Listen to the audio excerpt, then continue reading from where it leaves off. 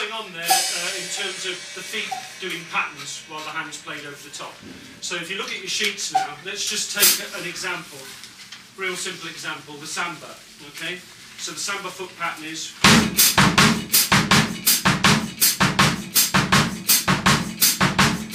Now, coordination just comes basically from first having your weight around this completely. So you're having to talk over it, whatever I need to do over it, okay? You can't just immediately set off and start playing over it, it'll just be a train wreck. What you have to do, you keep this pattern going, get it internalized inside you, so you don't have to think about doing it anymore, okay? Then we start doing the hand patterns over the top. 1, 2, 3, 4.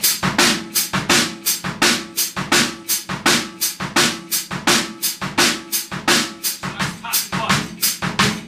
Then we go to the offbeat, pattern 2.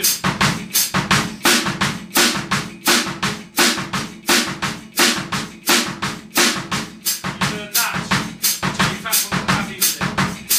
Then we go, which one is it? Oh yeah.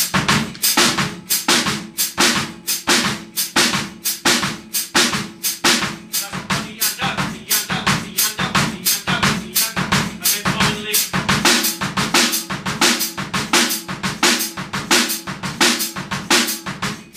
We just keep on working our way through all of those systems until everything feels right. So if I just do a few of these over the...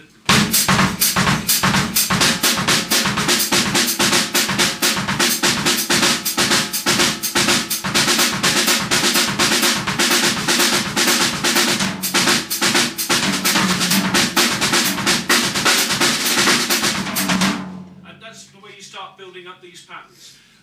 It gets even more interesting if you look at some of the lower examples. 3/16 over the beat. This now crosses the bar line. We're just basically doing this. But it's 16 notes, so what?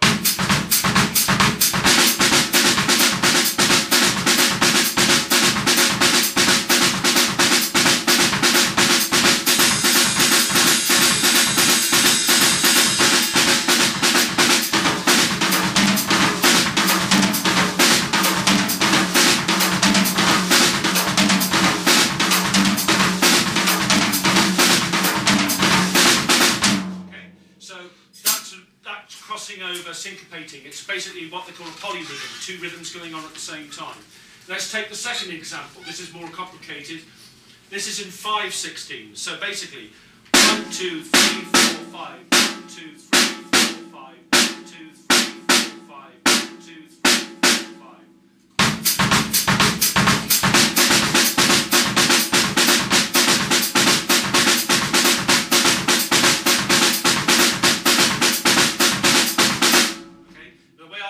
That is actually treat that rhythm as the right hand part and put the left hand part in between. So you now get to the tom tom.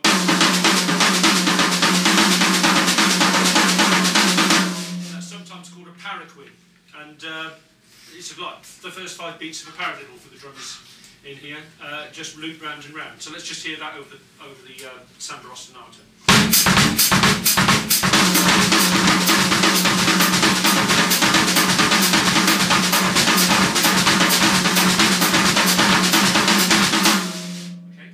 See how it's crossing again over the beat. This time it'll actually take 5 bars of the samba before it comes back round and links back up with beat 1, and you can go round again. So if we do 5 bars, say, of the 5, and then 3 bars of the 3, that makes an 8-bar sequence. So let's just try that. 1, 3, 4.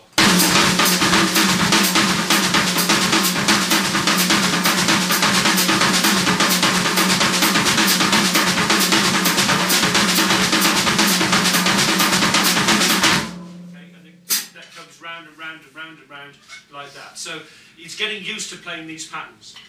It's also great to learn to play things like paradiddles over it. So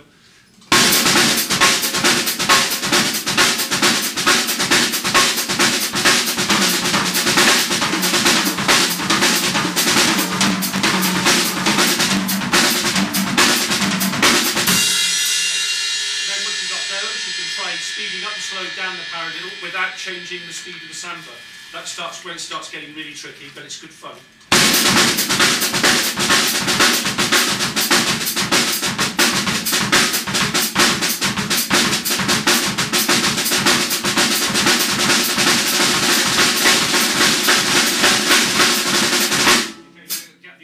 Speeding up and slowing down against it. That's when you really know whether you know it or not. Because if your feet go with you, you don't know it well enough yet. Alright, let's look at some other things. Paradiddle diddles are great too. Okay,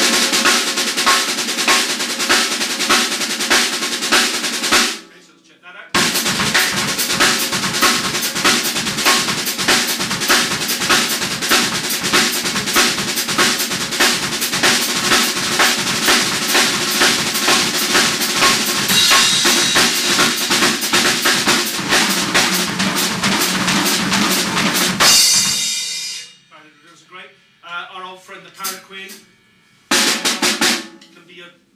Assigned around the kit, so let's try this one.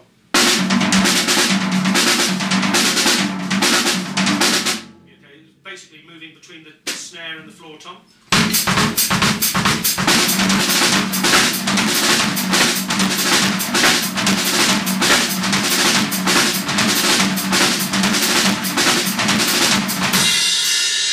you can get some really nice things going with rudiments over the top of these patterns. Okay, let's look at the second example on the ostinatos up there. This is called the Bayou. It's a Brazilian rhythm.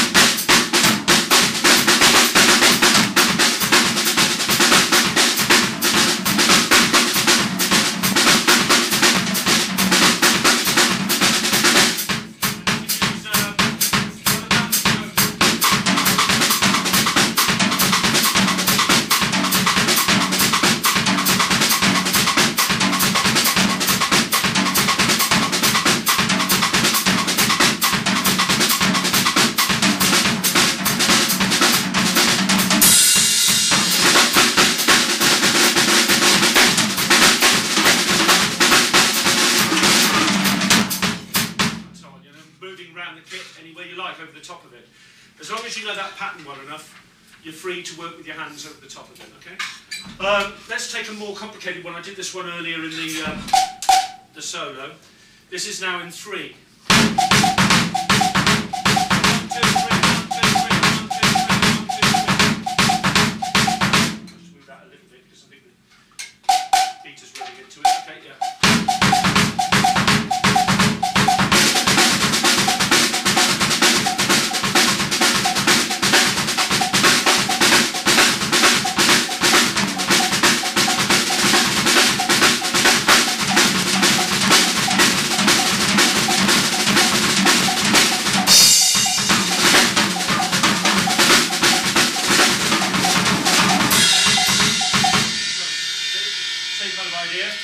Another one I did for a while is a more complicated one. It's called a 2-3 rumba clave. Anybody heard of that?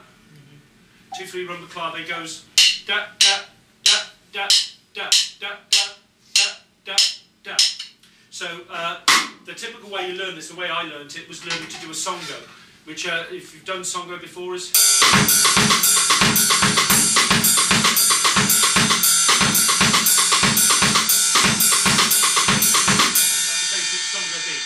So what we do is we add the clave into that as well.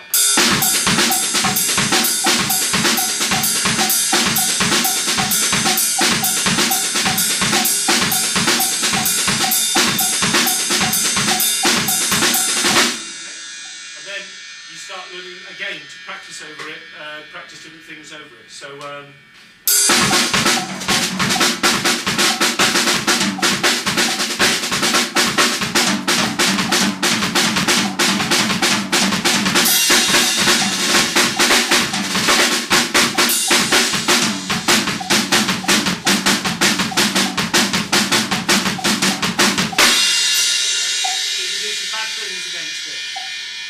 questions so far? Any questions? When did you start playing? When did I start playing? About 30 years ago.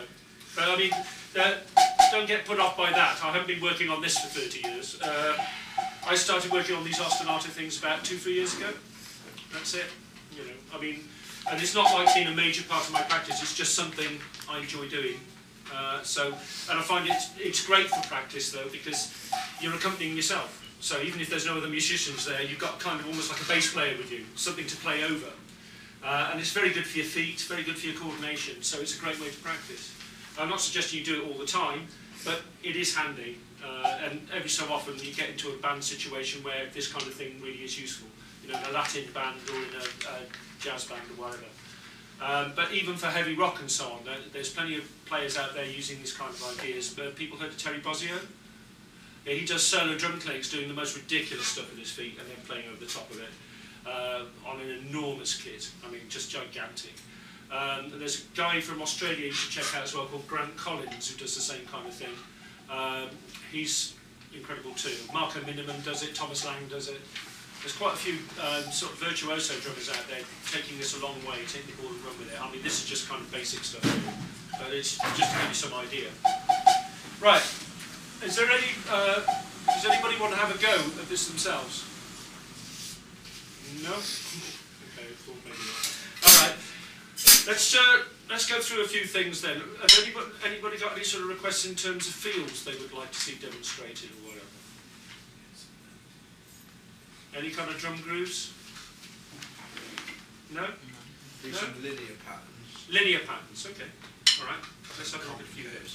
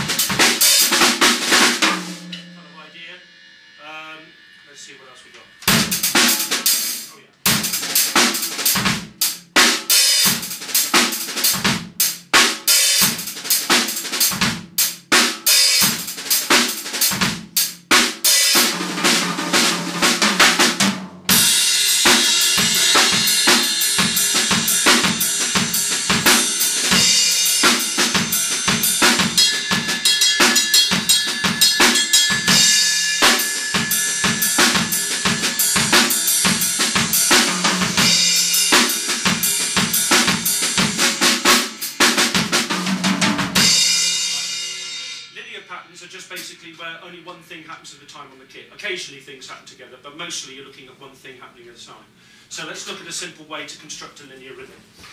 Most of the drummers here will be familiar with doing a rhythm like this.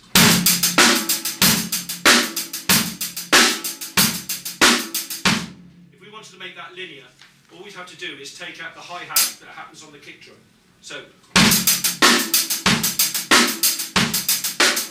it just leaves out the hi-hat. Now that's a linear rhythm. Very simple linear rhythm. Let's take a more complicated example.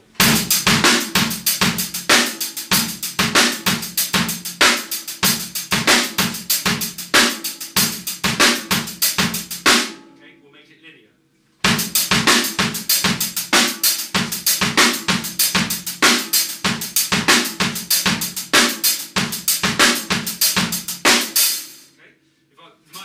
Clear if I come to the ride cymbal as well and play the hi-hat and the ride.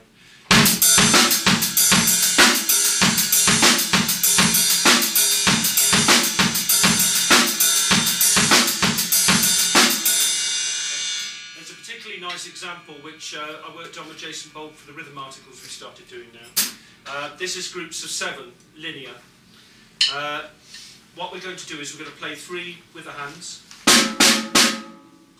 Kick, 2 with the hands, kick. So the whole thing goes right, left, right, left, right.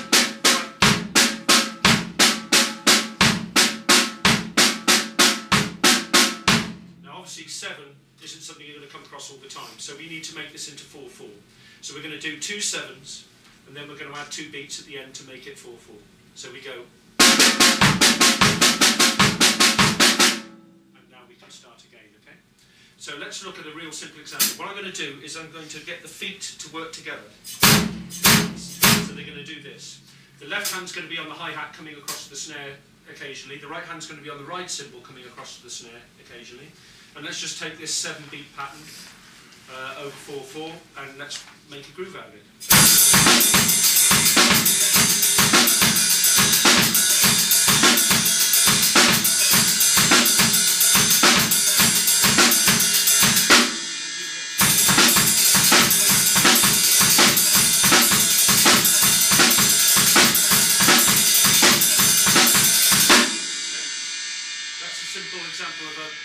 Linear beat. Let's turn that now into a more Latin-y sort of beat.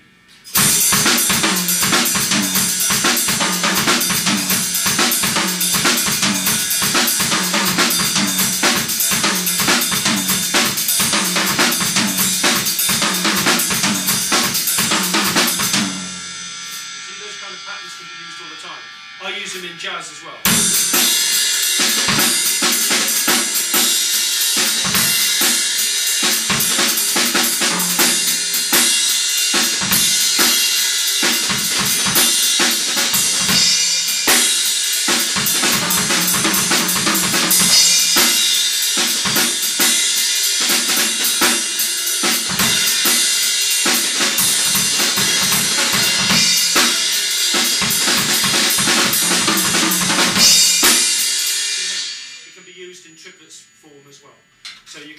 With these kind of patterns, you learn a simple pattern and then you run with it as far as you can go. One thing I do find a lot with people who are learning drums or any instrument is they'll learn one lick and they'll learn to do it one way. It's like taking your favourite lick off a drummer and, you know, right, okay, that's a good fill, I'm going to copy that. Without thinking of how far you could run with it. What are the other things you could do with it? I mean, let's go back to paradiddles a second. The drummers here will know, well, a lot of you will know that paradiddles are like the bane of your life. It's like everybody says you should know it, and half the time you're thinking to yourself, why? Why? I mean, you're given exercises sometimes by teachers like this, so that they'll go, right, I want you to okay? You move round and round the kit, and it's not too bad because you're not having to move a right hand over a left hand or anything. It's a flow, okay? The same thing applies to paradiddle diddles.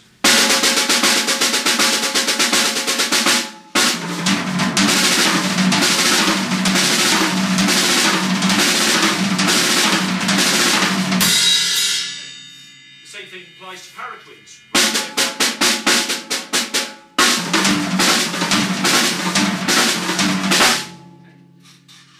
You can start getting into any motion you like, so you can say to yourself, right, there to there to there to there to there to there to there to there. Set yourself a target and go for it.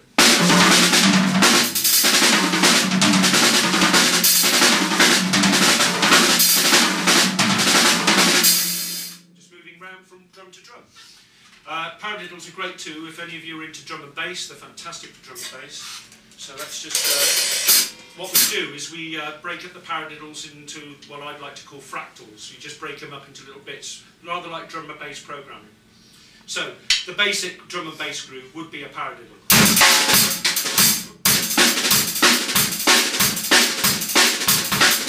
Okay, simple enough. What we do now is we break it up. So for instance,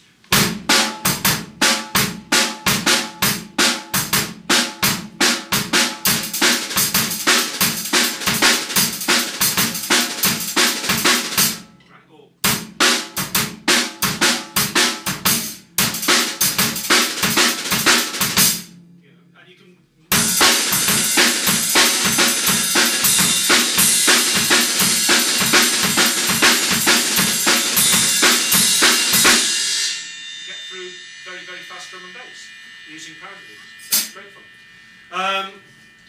Double stroke rolls as well. Another thing that people have some problems with, or doubles generally. What you've got to do is pull up. Some of you will know this already, but if you don't, the idea is the first hit strikes, the stick bounces off, and you use your fingers to pull the stick back onto the head. So it's called a pull-up.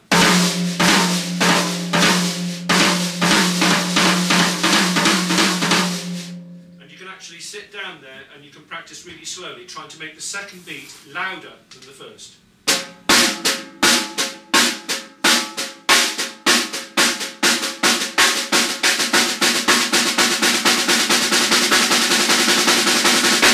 Okay, and then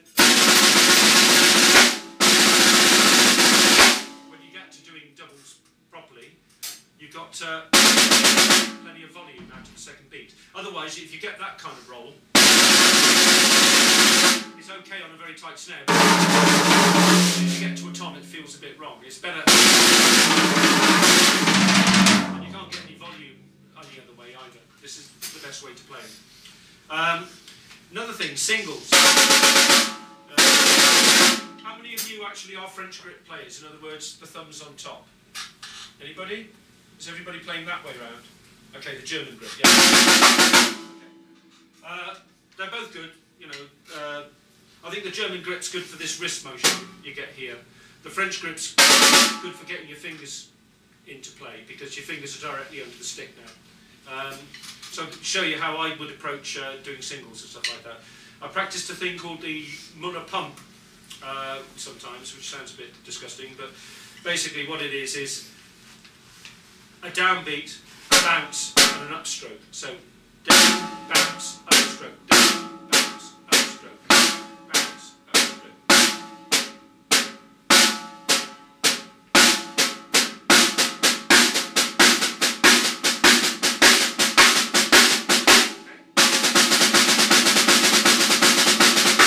Okay, and you can do the same with the other hand, and you can get your single stroke rolls.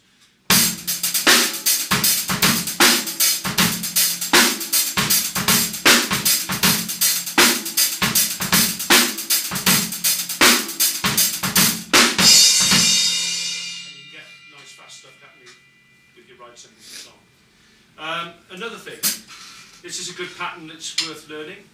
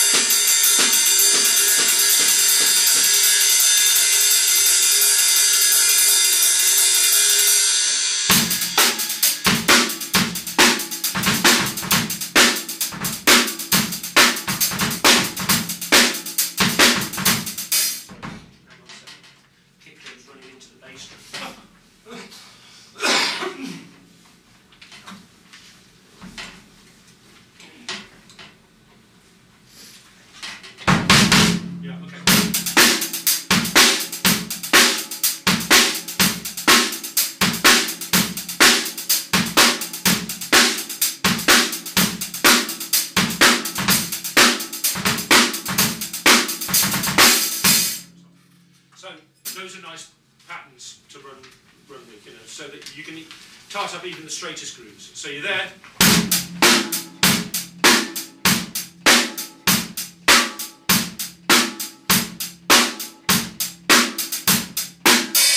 Even if you put it in once in a while, it's a really nice extra thing to put in. Don't be tempted just to use your left hand to do it, okay? It doesn't sound the same. It'll sound really a bit coarse. It's much better.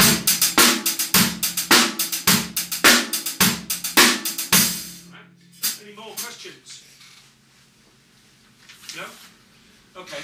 Right, I'm going to just play a little bit of something else now. Let's look at just playing some odd times in terms of odd note tuplets over the top of jazz drum, for instance. So, jazz. 1, 2, 3, 4. 1, 2, 3, 4. 1, 2, 3, 4. 1, 2, 3, 4. So. Now,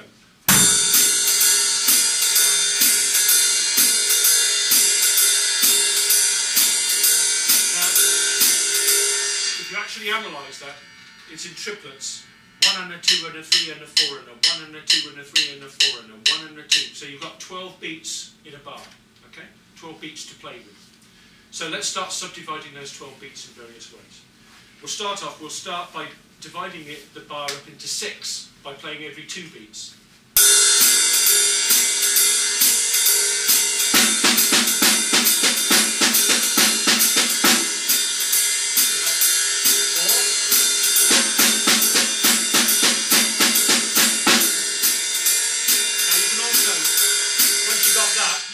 right, now I'm going to alternate it between the snare and the bass drum, so let's do that.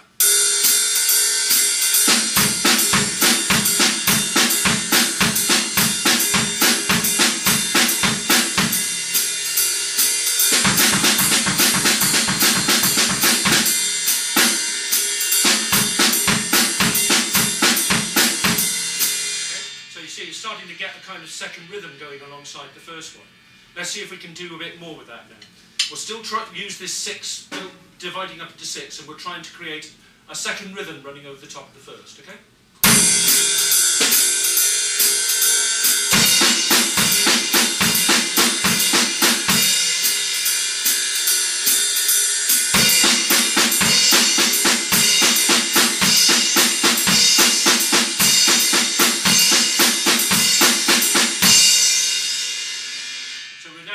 A second time signature inside the first one, and this can go much further if you want to. Let's take a more complicated example.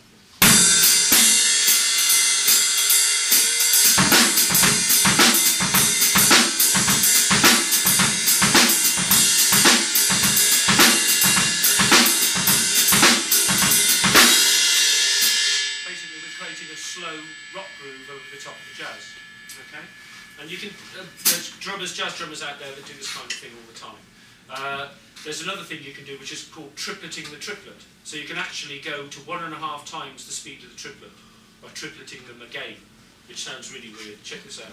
I'll play the ordinary jazz ride pattern, and then I'll triplet the triplet of the jazz ride pattern. So 3 of them fit in a bar instead of 2.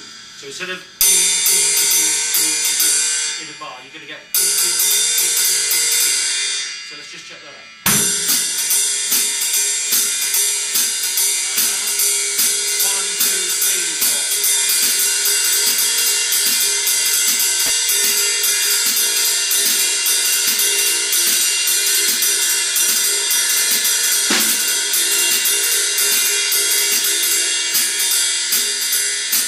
This time I'll put the bass drum with it so you can see what's happening.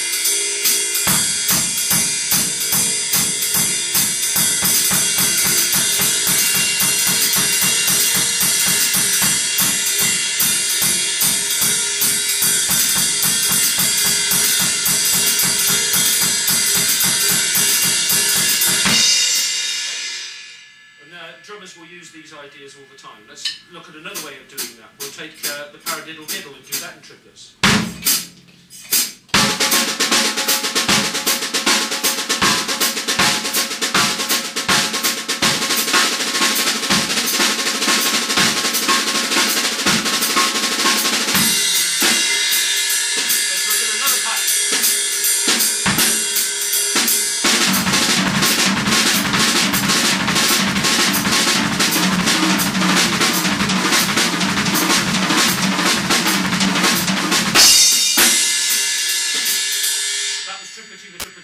Using this pattern, right, 2 kicks.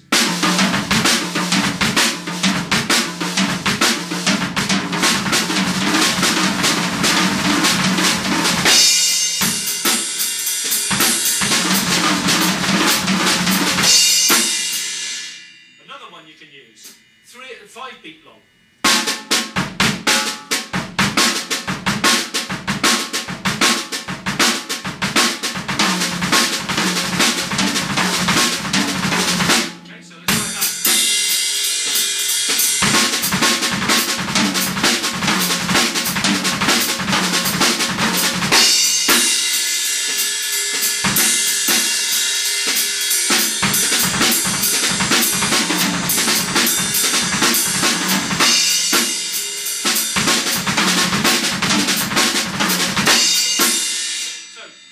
An example of 15 over 4, 3 groups of 5.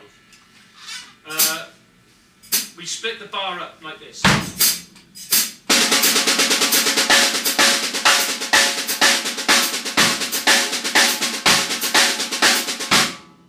We're playing triplets. There's 12 of those in a bar. If you split them into 3 groups of 4, you've got 3 over the bar. Watch again.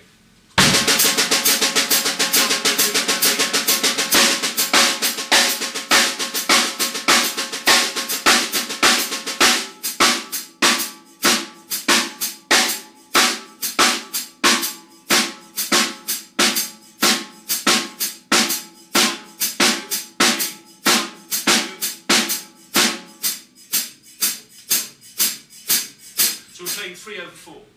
Now, if we take that pattern,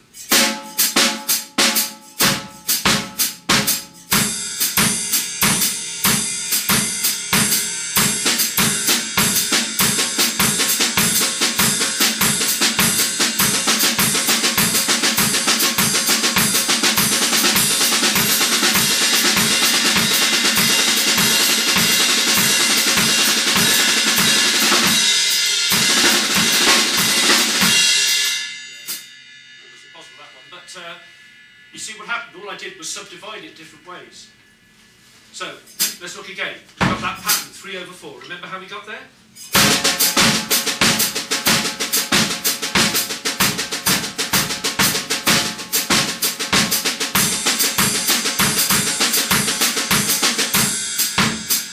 So now what we're going to do is we're going to split it up in different ways. So, if we split it in half,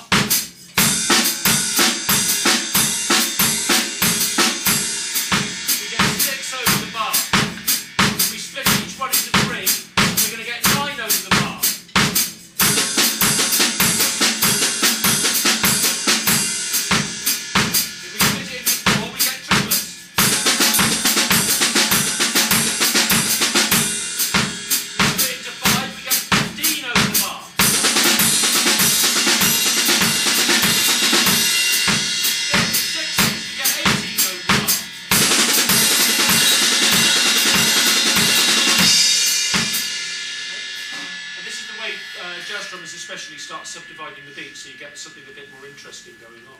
Okay? Any other questions? No? What's the time doing like, John? It's just about 4 minutes past 2. Okay, that's fine. Right. Another thing I enjoy doing, and I really heartily suggest everybody should get into, is a little bit of hand percussion as well. I really feel it makes you a better drummer all round anyway, because you get, so much of the world's drum rhythms are based around hand drum rhythms rather than drum kit rhythms anyway. So a little bit of knowledge about that is great if you're going to be doing any percussion in the studio, or you're playing in any kind of band that's doing anything like samba or Latin stuff or whatever, or even in acoustic music where it's not always the most appropriate thing to play with the sticks on the kit. You may need to play very quietly. So you can actually use a lot of conga techniques and tabla techniques and so on ordinary drum kit drums. So let's just look at the basics of that. If you slap your hand down directly in the centre of the drum, you get a kind of muted dead tone. On a conga you get more of a kind of bass tone, but on a snare drum you're just going to get a muted tone. If you now play at the edge, you have to be careful not to break your fingers, don't play too hard. If you play right at the edge, you get a kind of timbali sort of edgy sound. Alright? Now, you can try some simple conga patterns, like this is a tumbara.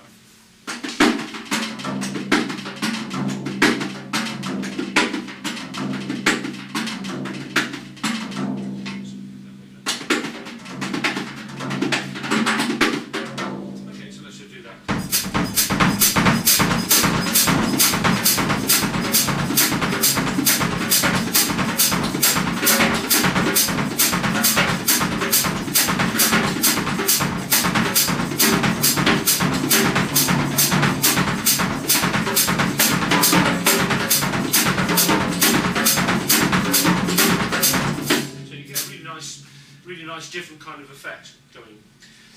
Another thing I use a lot is a roll technique called the thumb flam, which I'm not sure who else does, but I just came up with my own roll technique basically. And it's basically you drop your thumb down like this underneath your fingers, so that when you hit the head, your thumb flops into the head first, followed by your fingers, so you get 2 strokes out of the 1 stroke, okay? Which allows you to do rolls.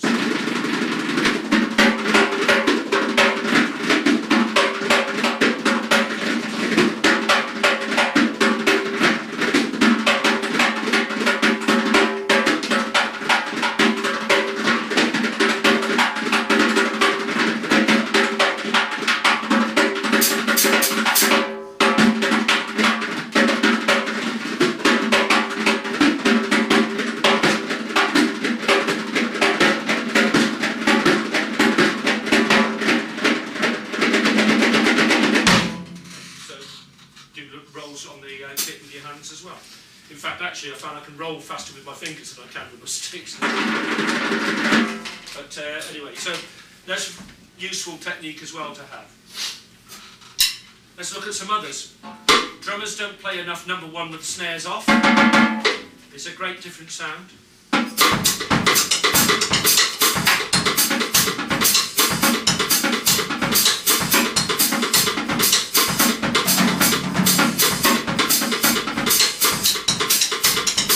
You've got things like banging the stick while it's in a rim click position, like that. Or stick shots. Those are really good. Deadheading, which is like this.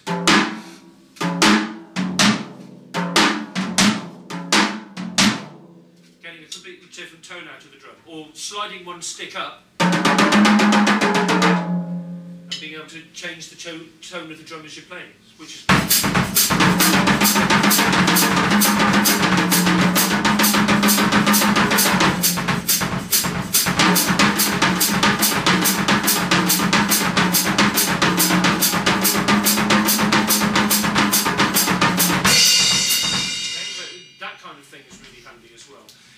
to exploit your kit as a musical instrument. Don't just hit it all the time the same way. There's lots of great things. There's edge sound from the cymbals.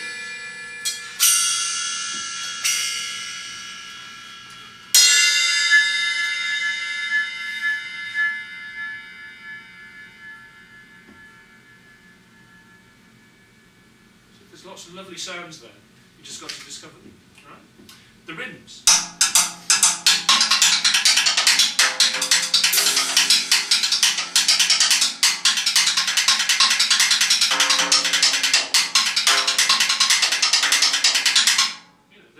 Lots of good sound.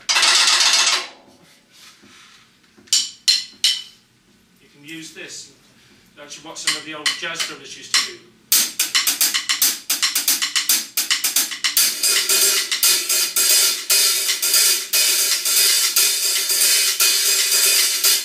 Okay. There's so many. You play the cymbals upwards. Slows down.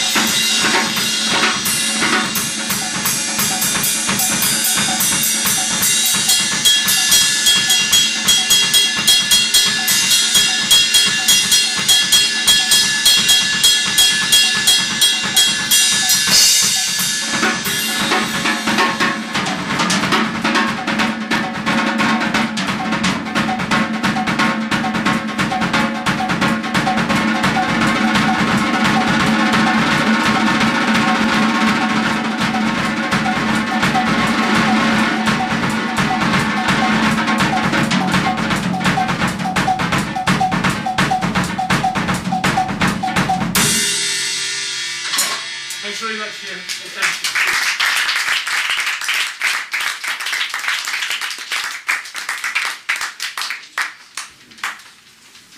I've got a quick question for you before we walk off. With, like, does your muscle really start giving age doing like that samba rhythm? How do you hold your foot on the pedal? Flat-footed for those. I'll play rock, I'll play heel up, but any other style I prefer to play flat-footed because you're better balanced, I feel better balanced.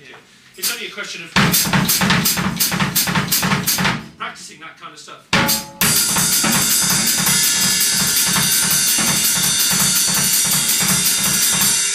But I did a lot of time, far too much time probably, in R&B bands playing shuffles with my foot, so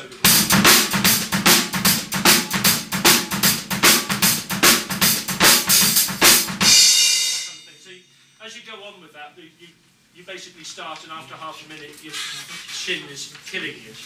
But eventually you get to the stage where you can do 5, 10 minutes, 20 minutes, half an hour, and it doesn't bother you. You're just building up strength and endurance in those muscles, so it's no big problem, really.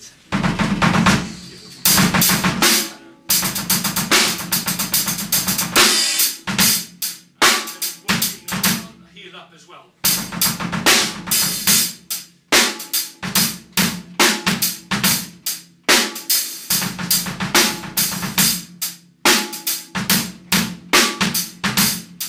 On the speed there as well, you know, so that you can get what you need to get going. One good thing for all heel up players to try is sliding the foot up the pedal board to get doubles. So the foot starts here and slides up for the second beat. So.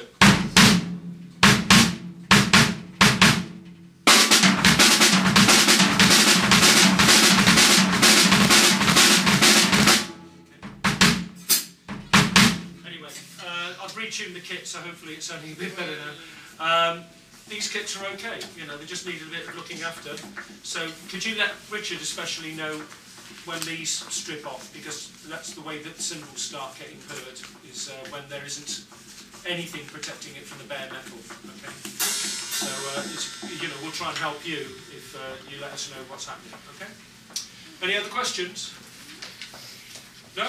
Any one thing you could tell guys that are just starting out that they could do, like, to start practicing? Okay, yeah, sure.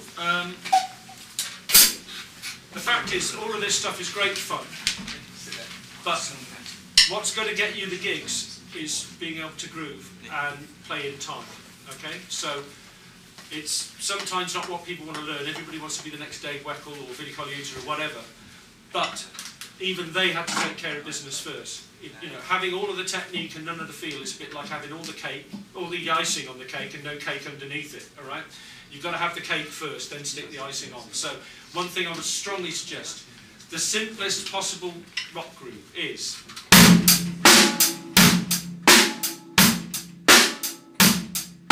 And because it's so simple, everybody dismisses it. You know, they learn it in the first couple of lessons and, oh, right, I want to get on to something else now. The fact is, that's like the core rhythm for around 90% of the stuff you'll ever be doing. So there is more to learn about it. Play it and record yourself. Listen to it. Does it sound like a drummer you know? Does it sound like somebody who might be on a record? Or does it sound a little bit like times slipping backwards and forwards? Is everything landing together? Or is it landing, it's doing a bit like that? Or, you know.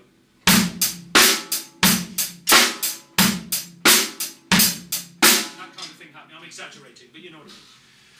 You're looking for a flow, and the best advice I can give you is this technique which I was told about once called directed attention. What you do is you play a groove, it doesn't matter what it is, but for the moment we'll say it's the rock groove, okay? And what you're going to do now is you're going to move your awareness around the kit. You're going to move it to the hi-hat for a few bars. You're going to concentrate on the hi-hat. How even does it feel? Does my arm feel relaxed? Am I got any tension there anywhere? Does it feel comfortable? Is it sounding good? Am I playing it consistently? All that stuff. Then you move your attention to the snare drum. Is the snare drum consistent? Is it banging on right in time with the hi-hat? Then you go to the bass drum. Is that happening okay? Have I got any tension in my leg muscles? You keep moving your attention round the kit. This, number one, stops you getting bored with it, because you keep moving to a different part. And secondly, allows you to focus on each part of the rhythm in turn, to make sure all the parts, all the interconnecting parts are working properly. Okay? And every so often you bring your awareness back to the whole kit and listen to the whole final result. Okay? And I swear to you, if you start practicing and playing this way, even live with a band, your playing will just go 100% better. Okay? So if there's one piece of advice I would give, that would be it. Like that. Snare drum. Yeah, just needed to do that. That's fine. Snare drum. You're looking for consistency. Are you hitting in the same part of the snare drum? Are you using the same arm motion each time? Kick drum. Is that consistent? Is that happening right in time? And then you come back, and it doesn't matter whether it's that or the most complicated rhythm you know. If you can do that directed attention thing, it pulls everything very well, much together. That and record yourself. Do it as often as you can, recording yourself. Okay? That's what I'd say. And work with clicks. Okay. That's it. Thank you very much. Right. Some days I really like my job. Thanks very much.